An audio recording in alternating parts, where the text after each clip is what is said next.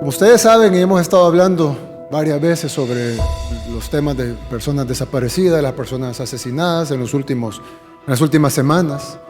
Ahora hay un enfoque distinto, en vista que hemos tenido una reducción histórica en la cantidad de homicidios y en la cantidad de desaparecidos y en la cantidad básicamente de todos los crímenes violentos.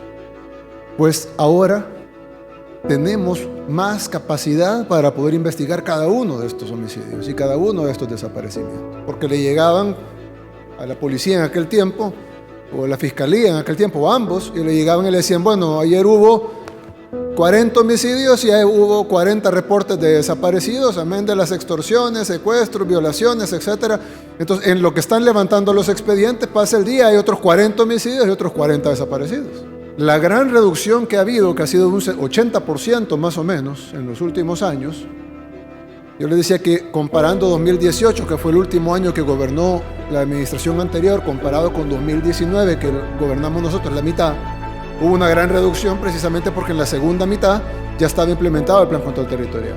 Y luego, el 2020, ya no competía con un año de la administración anterior, sino que competía con un año que se comprendía de medio año de la administración anterior y medio año de nuestra propia administración, es decir, competíamos con medio año nuestro. Sin embargo, logramos una reducción significativa, casi de un 40%, arriba de un 40%, sobre el 2019, que ya de por sí había tenido una reducción significativa sobre el 2018. Entonces ahora 2021, tenemos el reto de ganarle a un año completo nuestro, full implementado en su primera fase, el Plan Control Territorial, y con cuarentena. Entonces, que el 2021 le gane al 2020 es mucho más difícil. Pero se abre una oportunidad en el sentido de que, como ya no tenemos 30, 40 homicidios diarios, sino 3, sí podemos investigar 3 homicidios. Ahora con el Centro de Investigación Forense vamos a tener ADN, huellas digitales, balística, etcétera, para saber esta huella digital de quién es, este ADN de quién es, este casquillo es de qué pistola, quién era el dueño de esa pistola, etcétera. Y por lo tanto va a haber más todas las técnicas nuevas de inteligencia. Con eso vamos a poder investigar mejor cada uno de los delitos. La sociedad salvadoreña está evolucionando también y ustedes lo pueden ver. Como antes habían 20, 30 homicidios diarios, un número similar de reportes de desaparecidos, y la población sí se escandalizaba, pero se escandalizaba por la cifra. No veíamos 30 reportes diarios de personas porque era imposible tener 30 noticias diarias. La noticia era 30 homicidios.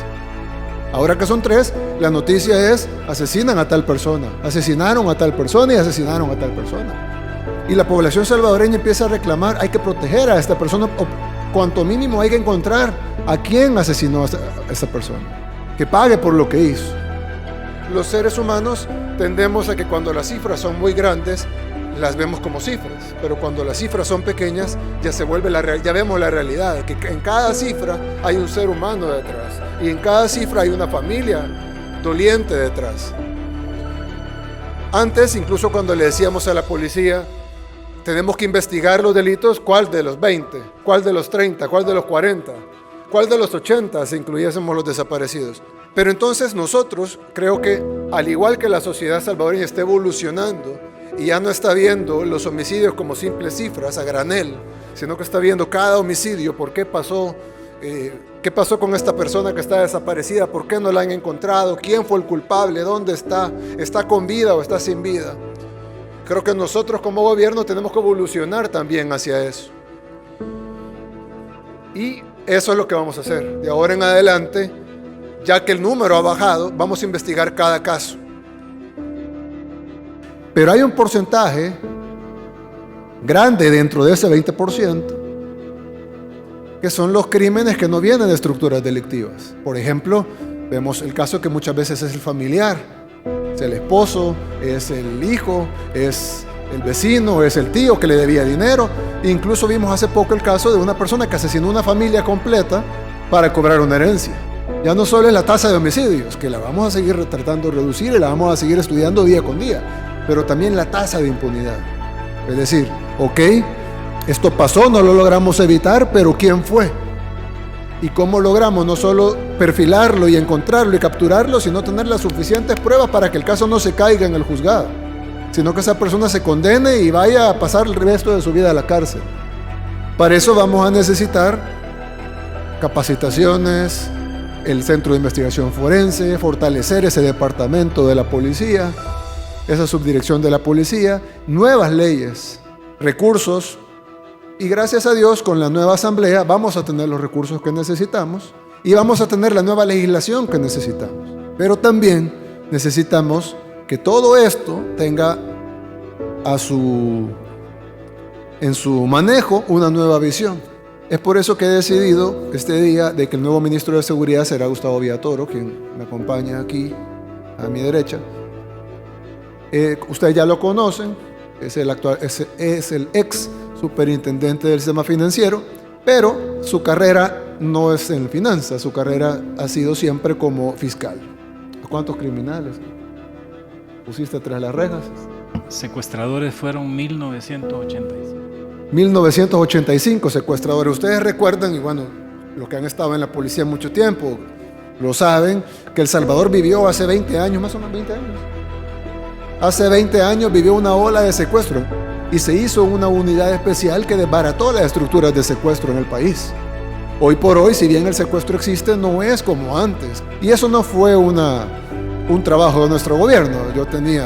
Yo iba al colegio en ese tiempo.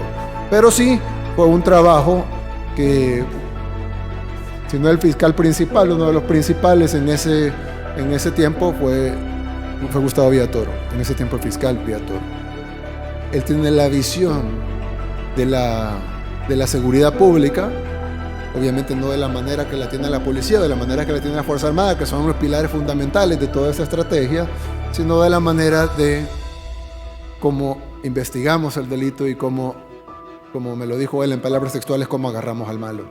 Y entonces esa nueva visión creo que es importante que se le impregnemos al Ministerio de Justicia y Seguridad Pública. Es por eso que lo he nombrado. Incluso quiero mostrarles una gráfica. Esta gráfica no la hemos hecho nosotros. Esta gráfica la hizo Roberto Valencia, que es un periodista que ha sido muy, muy crítico de nuestro gobierno. No es como que nos está haciendo el favor, sino que él hizo la gráfica. Yo la verdad nunca había pedido la relación entre estas cosas, porque la vemos separada. Una cosa lo ve el BMT y lo otro lo ve la policía, la fiscalía y medicina legal.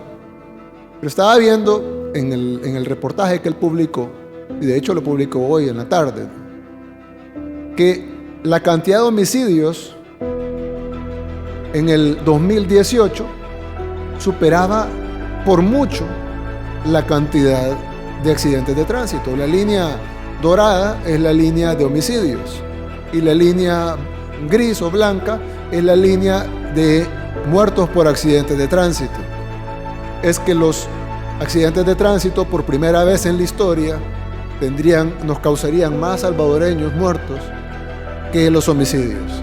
Salta a la vista, es decir, no es algo usual, nunca ha pasado en la historia del país, que en el país que era considerado la capital de los homicidios hace un par de años, ahora los homicidios están por debajo de los accidentes de tránsito. Eso nos dice dos cosas. Uno, que tenemos que trabajar en reducción de accidentes de tránsito, y hay muchas cosas que podemos implementar para hacer eso, pero también nos dice que esa línea de homicidios que ha estado constantemente a la baja, si ustedes ven ya la comparación 2020-2021, ya nos quedamos atascados. Ahora nos toca cambiar la estrategia para reducir la tasa de impunidad y que la persona así como esa persona que asesinó una familia por cobrar su herencia, o así como el hombre que cometió un feminicidio y asesinó a su pareja, se lo piensen 10 veces porque sepan de que los vamos a encontrar y que vamos a hacer los que pasen el resto de su vida en la cárcel. Tenemos un buen equipo de trabajo. Vamos a poner acá toda la experiencia ganada en estos tiempos. Como ustedes saben, también el delito de secuestro pues, se logró erradicar por eso, porque digamos que los números en aquel momento eran 85% de impunidad contra 15% de efectividad. Al final del esfuerzo era al revés, el 15% de impunidad y el 85% que sí o sí le llegaba a la justicia, le llegaba a la autoridad y ese sujeto iba condenado a la prisión. humildemente pongo toda mi experiencia en esto.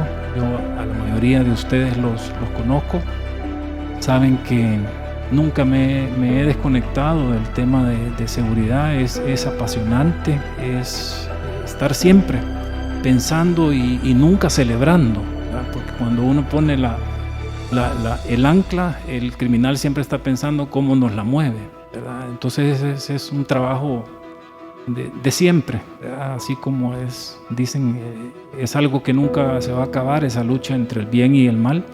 Pero lo que sí estoy seguro es que somos más los buenos. Lo que pasa es que los malos son más ruidosos. Nuestro promedio hoy por hoy está mejor incluso que los de 1965, cuando no teníamos posguerra, cuando no teníamos todas estas estructuras organizadas. Y la población era la mitad. Y la población era la mitad. Este es un buen momento para poder hacer estos giros de timón y poder hacer más eficiente y saber a dónde apostar los recursos de nuestras instituciones, precisamente para que el criminal no se salga con la suya. Bienvenido, señor ministro. Es para nosotros un honor que usted se integre a este equipo de trabajo. Hemos estado trabajando durante estos 21 meses en diferentes áreas en las cuales usted ha colaborado mucho. De igual manera, expresar que cuenta con toda la colaboración de nosotros para poder ejecutar, para poder llevar a cabo esa visión que usted tiene, todo en beneficio de la población salvadoreña, en beneficio para que nuestro país pueda lograr esa tan ansiada paz y que pueda ser un país con mayor desarrollo. Señor Ministro de Seguridad Pública y Justicia, bienvenido, licenciado Gustavo Villatoro.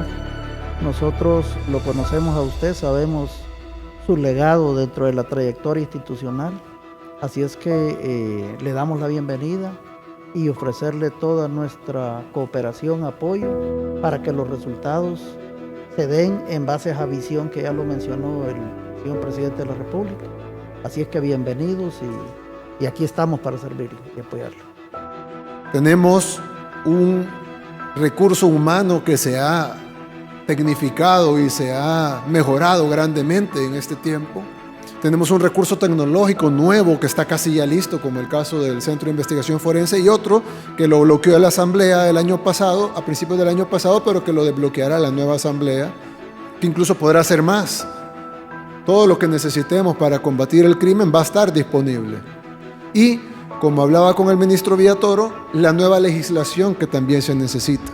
Reformas al Código Penal, reformas al Código Procesal Penal, reformas a otro tipo de leyes especiales, para poder garantizar que tengamos todos los elementos. Y si hay otra cosa, pues incluir esa otra cosa que no mencioné, para tener todos los elementos necesarios y poder llegar a niveles donde la violencia pues probablemente siempre va a existir, es algo que existe en todas las sociedades humanas, pero que no seamos el país conocido porque somos el país violento, sino que seamos conocidos por otras cosas y que la violencia sea un tema marginal, como lo es en otras latitudes, en otros países del mundo que saben combatir la delincuencia y han sabido poner a sus criminales tras las rejas. Y cuando sale otro criminal, pues lo agarran y lo ponen tras las rejas. Entonces quiero decirles eso, van a tener todo el apoyo de parte del gobierno. Sigamos implementando lo que ha funcionado, implementemos al 100% lo nuevo y todos los recursos, voluntad, recursos humanos, tiempo, todo lo que se necesite para poder reducir ese 20% que queda todavía pendiente, lo vamos a tener porque el pueblo salvadoreño quiere vivir en paz.